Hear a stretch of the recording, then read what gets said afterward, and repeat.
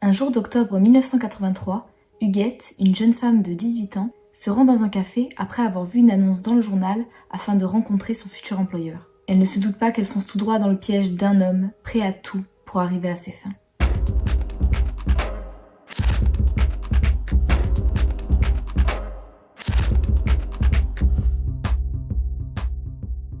Salut tout le monde et bienvenue dans cette toute nouvelle histoire glaçante. L'histoire d'aujourd'hui, vous en avez peut-être déjà entendu parler. C'est une histoire qui est très connue en France et qui est particulièrement sordide. Je vous affiche à l'écran les trigger warnings de la vidéo et je vous invite à ne pas la regarder si vous êtes trop sensible à ces sujets-là. Notre histoire se déroule aujourd'hui à Apoigny, dans le département de l'Yonne. Huguette est une jeune femme de 18 ans au moment des faits et elle est placée depuis plusieurs années dans un foyer de jeunes travailleurs à Auxerre. Seulement, comme elle vient d'avoir 18 ans, elle doit trouver un travail et un logement pour pouvoir partir du foyer. Le 10 octobre 1983, alors qu'elle lit un journal, l'Yonne républicaine, elle tombe sur une annonce qui va attirer son attention. L'offre est simple, s'occuper d'une personne âgée et en échange être nourrie et logée. L'offre semble parfaite pour Huguette qui se dit que s'occuper d'une personne âgée, c'est dans ses cordes et en plus elle sera nourrie et logée. Elle appelle alors le numéro qui est présent sur l'annonce et un homme répond. Un certain Claude Dunant. Cet homme propose à Huguette de se rencontrer pour s'entretenir. L'homme propose même à Huguette de se déplacer jusqu'à Auxerre, lui qui habite à Apoigny, une ville qui se trouve à 10 minutes en voiture de Auxerre. Huguette accepte et il se donne rendez-vous dans un café qui se situe juste à côté de son foyer de jeunes travailleurs. Le jour de la rencontre, Claude, comme dans tout entretien, demande à Huguette de se présenter. Huguette lui explique alors qu'elle fait partie de la DAS et qu'elle va se retrouver à la rue si elle ne trouve pas un logement et un emploi. Claude y paraît sympathique, il met en confiance Huguette et il la recrute. Il lui propose ensuite de monter dans sa voiture, de l'amener chez lui pour lui faire visiter sa future maison. Huguette accepte et elle monte dans la voiture. En arrivant, Huguette se trouve devant un joli pavillon allée des Violettes. Claude la fait entrer, il lui fait visiter la maison et il lui explique que sa future chambre est au sous-sol mais qu'elle est en travaux. Il tient quand même à lui montrer, donc ils vont au sous-sol, et arrivé au sous-sol, un autre homme est là. Un certain Joseph qui dit à Huguette être architecte et qui lui explique les travaux qu'il compte faire dans sa future chambre. Huguette, qui ne se méfie pas et qui est attentive aux explications de l'architecte, n'a pas le temps de réagir quand elle sent soudain Claude lui passer une couverture sur la tête. Elle essaie de se débattre, elle crie, mais le deuxième homme présent dans la pièce vient aider Claude à l'attacher. Huguette continue de crier, mais elle se trouve dans un sous-sol capitonné où aucun son ne passe. Huguette est complètement sous le choc. Cet homme qui avait pourtant l'air sérieux vient de l'attacher à un tuyau tellement haut qu'elle se retrouve sur la pointe des pieds. Les premiers sévices commencent alors pour Huguette. Claude va s'emparer d'aiguilles et les planter une à une dans le corps de Huguette. Ce jour-là, il la fouettera aussi avec un câble électrique et le lendemain, elle subira son premier viol et sera ensuite attachée nue à une croix de Saint-André, une couverture sur la tête. C'est le début de longs mois d'horreur pour Huguette qui ne sait pas qu'elle vient de tomber sur un homme pervers, un proxénète qui séquestre des femmes dans le but de proposer à ses clients de les torturer et d'abuser sexuellement d'elles.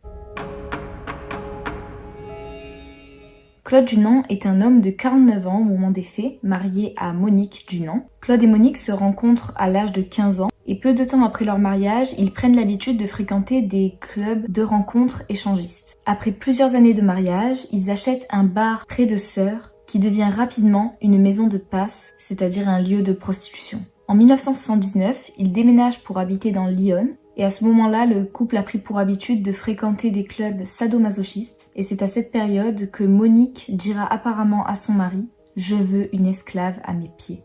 C'est cette montée dans l'horreur qui conduira le couple à piéger des jeunes femmes pour assouvir leurs fantasmes. Seulement Claude ne fait pas que torturer les jeunes femmes qu'il séquestre, il les vend. En effet, Claude Dunant fait passer des annonces dans le journal Club Amour, dans lesquelles il donne les caractéristiques physiques des femmes et leur mensuration.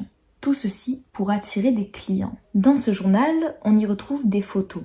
Sur ces photos, on voit Monique Dunant jouer le rôle de la torturée en train de se faire fouetter. Huguette est donc prisonnière dans un sous-sol de 9 mètres carrés sans fenêtre. Chaque jour, elle reçoit la visite de Claude, qui trouve n'importe quel prétexte pour venir se défouler sur Huguette. À la moindre dispute conjugale, il venait passer sa haine sur elle.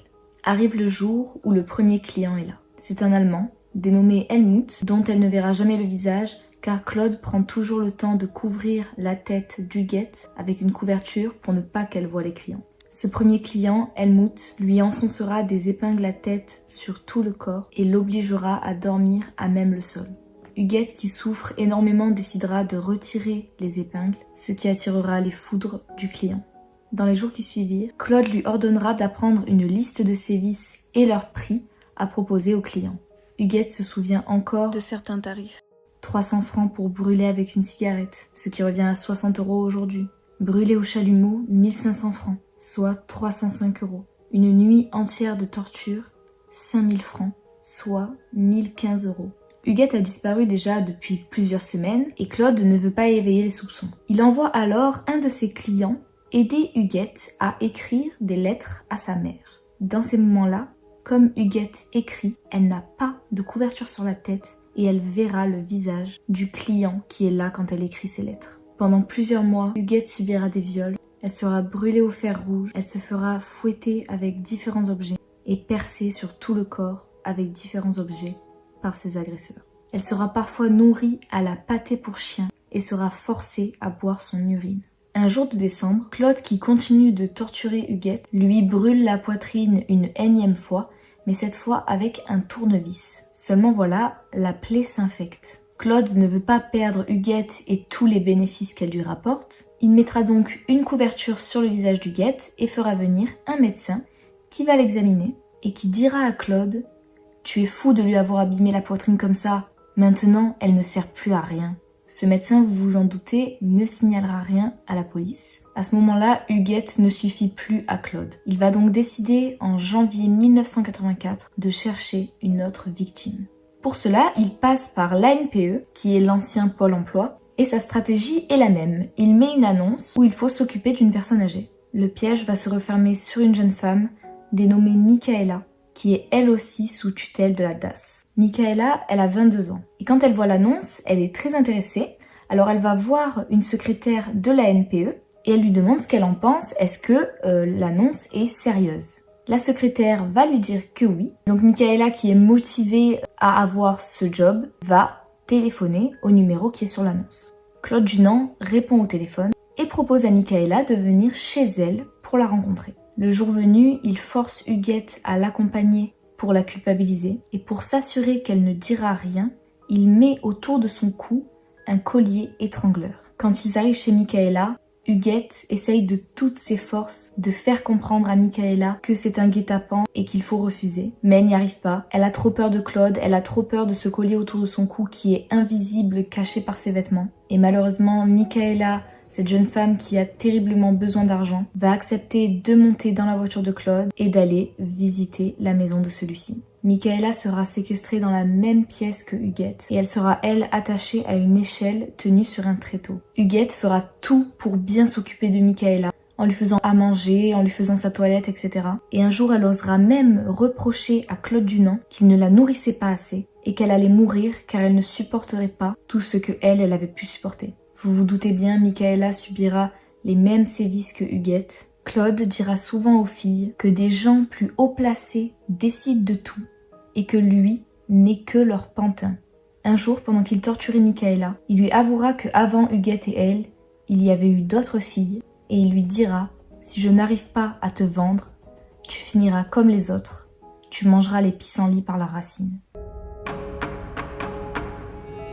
Le 20 janvier 1984, Claude, qui repart du sous-sol après avoir encore une fois torturé Huguette, oublie de rattacher Huguette au tuyau, comme il en avait l'habitude. Huguette voit enfin une chance de s'échapper. Elle demande à Michaela de la suivre, mais la jeune femme est à bout. Ses blessures la font trop souffrir et elle demande à Huguette de partir sans elle, car elle sait que si Huguette sort, les autorités viendront forcément la chercher. Huguette s'empresse de partir, mais elle n'oublie pas de prendre avec elle des preuves. Elle s'empare de photos prises pendant les sévices et d'un des carnets d'adresses de son ravisseur. Elle passe la porte, elle s'enfuit et en arrivant dehors, après avoir passé 3 mois dans le noir complet, elle ne reconnaît plus rien, elle ne reconnaît plus la ville, elle ne reconnaît plus les rues. Alors elle va juste courir jusqu'à devant chez sa mère. Sa mère, quand elle voit Huguette, elle appelle directement un médecin et c'est ce médecin qui contactera le procureur de la République. Huguette sera ensuite amenée à l'hôpital psychiatrique de Auxerre et le médecin qui la verra dira « Je suis horrifiée par les cicatrices, par les lésions qu'elle présente, qui sont quelque chose que je n'avais jamais vu de ma vie et que je souhaite ne jamais revoir. La police mettra 3 jours à intervenir au domicile des Dunant, 3 jours pendant lesquels Dunant a pu continuer à maltraiter Michaela et aurait même pu la tuer. Lorsque Michaela entend enfin des personnes entrer sous le sous-sol, elle croit la peur au ventre que des hommes sont là pour l'acheter et lui faire encore plus de mal. La police découvrira Michaela attachée sur une croix et la libérera enfin après 3 semaines de séquestration. Le couple Claude et Monique Dunant n'ont pas cherché à s'échapper et ont été arrêtés par la police. On apprendra par la suite que lorsque le procureur de la République apprend l'affaire, celle-ci s'ébruite et Claude Dunant est alerté. Lorsque les enquêteurs vont fouiller la maison des Dunant, ils vont y trouver divers agendas et carnets, en plus de celui fourni par Huguette, dans lesquels se trouvent les adresses et les noms des clients. Ces carnets seront mis sous scellé, mais quelques jours plus tard, quand ils seront feuilletés pour recueillir des informations, on se rendra compte que plusieurs pages ont été arrachées après qu'ils aient été scellés. Ces carnets disparaîtront un à un au fur et à mesure que les années passent. Et on apprendra finalement des années plus tard que ces carnets ont été détruits. Sur 50 clients, seulement 5 seront identifiés. En effet, lorsque les policiers arrivent sur place le jour de la perquisition, ils tombent sur 3 hommes venus assouvir leurs pulsions. Il y a tout d'abord Paul Lefort, qui reconnaît les faits, mais mourra d'une crise cardiaque avant le jugement. Cet homme dira connaître le nom d'une autre fille torturée dont Dunant avait dit s'être débarrassé. Le deuxième client présent ce jour-là, c'est Christian Grima. Cet homme sera condamné seulement à 6 mois de prison pour viol et torture, et lors du procès, il menacera de faire exploser le département grâce à des informations compromettantes qu'il possédait. Celui-ci se suicidera juste après avoir tué sa femme. Quant au dossier du 3e homme présent ce jour-là, il disparaîtra du palais de justice alors qu'il avait reconnu les faits. À cause de la disparition des carnets et d'une enquête très mal menée, la recherche des clients n'a entre autres jamais été faite. Seulement, si vous vous souvenez bien, 2 autres clients ont pu être identifiés car ils ont été vus par Huguette. On a tout d'abord Monsieur Joseph, le soi-disant architecte qui avait aidé Claude à attacher Huguette, et Georges Etchevan, l'homme qui avait fait écrire les lettres à Huguette pour sa mère, qui mourra d'une crise cardiaque avant d'être jugé. Vous allez voir que les morts étranges s'enchaînent dans cette affaire. Monsieur Joseph, lors du procès, bénéficiera d'un non-lieu, car la description que donnera Huguette de lui ne collait pas avec la description inscrite dans le dossier d'instruction, alors que Huguette donnait la bonne description et que les Dunant l'avaient reconnu. Cet homme niera avoir participé à tout ça, mais il dira qu'il se doutait que les Dunant torturaient des femmes. Il dira se douter alors que, avant ça, pendant l'instruction, il avait dit qu'il avait connu Dunant grâce au journal Club Amour, dans lequel Dunant proposait clairement des services de torture sur des femmes avec des photos. Donc Monsieur Joseph était clairement au courant. Ce Monsieur Joseph dira aussi connaître un autre client, mais ne dira pas son nom. Et quand des journalistes l'intervieweront, il dira qu'il était intrigué par ce que faisait Dunant et que ça a éveillé sa curiosité. Est-ce que vous vous souvenez du médecin qui était venu voir Huguette quand sa plaie sur sa poitrine s'était infectée? Eh bien ce médecin, dès qu'il apprendra l'arrestation des Dunant, se suicidera. Dunant, quant à lui, pendant son interrogatoire, avouera à la police qu'il existe une organisation pédocriminelle où des jeunes filles sont enlevées, vendues aux enchères et tuées. Seulement, il se rétractera juste après ses aveux et il ne dira plus rien. Grâce à l'enquête qui avance un tout petit peu, on découvre que Claude déménageait souvent. Il choisissait apparemment des pavillons isolés et décorait avec soin la salle de torture. Seulement, rien ne sera trouvé. On peut alors se dire que si c'est vrai, Dunant a forcément eu d'autres victimes avant Huguette et Michaela. Et après des recherches, l'une d'entre elles sera retrouvée. Cette femme s'appelle Isabelle, c'est l'une des victimes de Dunant qui a réussi à s'enfuir. Isabelle n'était pas cagoulée lors des séances de torture, donc elle a vu chacun des clients. Seulement, Isabelle n'assistera pas au procès, car peu de temps avant celui-ci, elle a eu un accident. Après le procès, personne ne cherchera à la contacter et elle mourra en 1998. Pour son frère, ça ne fait aucun doute, elle a été assassinée pour la faire taire. En 1990, Claude attend son procès depuis 4 ans et il envoie régulièrement des grosses sommes d'argent à une association, la Fraternité Notre-Dame. Après ces envois de grosses sommes d'argent, l'un des hommes dirigeant l'association enverra une lettre au ministre de la Justice lui demandant de libérer Claude Dunant. Et ça fonctionnera parce que par la suite, Claude Dunant obtiendra sa libération. 1 an plus tard, en 1991, le procès a lieu. Dunant reconnaît les faits, il ne dit pas le nom des clients et il dit même regretter la peine de mort car elle aurait été méritée. Michaela vivra très mal le procès. Elle voit que Dunant ment, elle ne tient pas en place et les souvenirs sont ravivés pendant que son agresseur les regarde, elle et Huguette, avec arrogance en les toisant de la tête aux pieds, comme pour leur dire « un jour je me vengerai ». Claude Dunant est condamné ce jour-là à la réclusion criminelle à perpétuité. Monique, la femme de Dunant, décédera elle en 1998 en tombant apparemment des escaliers. En juin 2001, 10 ans après le procès, alors qu'il avait été condamné à perpétuité, Claude Dunant est mis en semi-liberté. Pendant sa semi-liberté, il donnera plusieurs interviews où il se fait passer pour la victime. Dans celle-ci, il accusera sa femme de l'avoir conduit dans le sadomasochisme et il dira aussi que Huguette n'était pas vraiment séquestrée. Je le cite, « On l'emmenait partout, au restaurant, chez le pâtissier, faire les courses.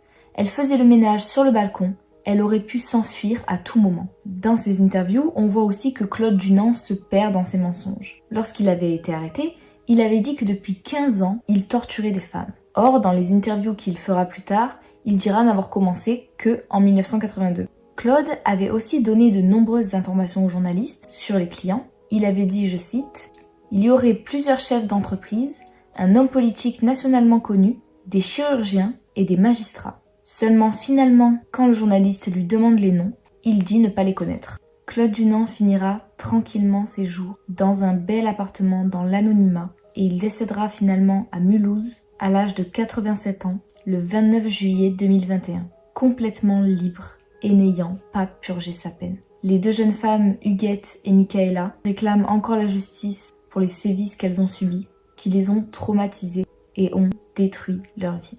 C'est comme ça que se termine l'histoire de Huguette et Michaela, qui ont toutes les 2 vécu un enfer et pour qui la justice n'a pas été rendue. Voilà, c'était l'affaire des torturés d'Apoigny, qui est une affaire vraiment horrible, qui a été clairement malmenée par les enquêteurs, par la justice. J'espère que Huguette et Michaela vont mieux, même si on se remet jamais vraiment de ce genre de choses. N'hésitez pas à me dire si vous connaissez cette affaire et ce que vous en avez pensé. Et moi, je vous dis à la prochaine!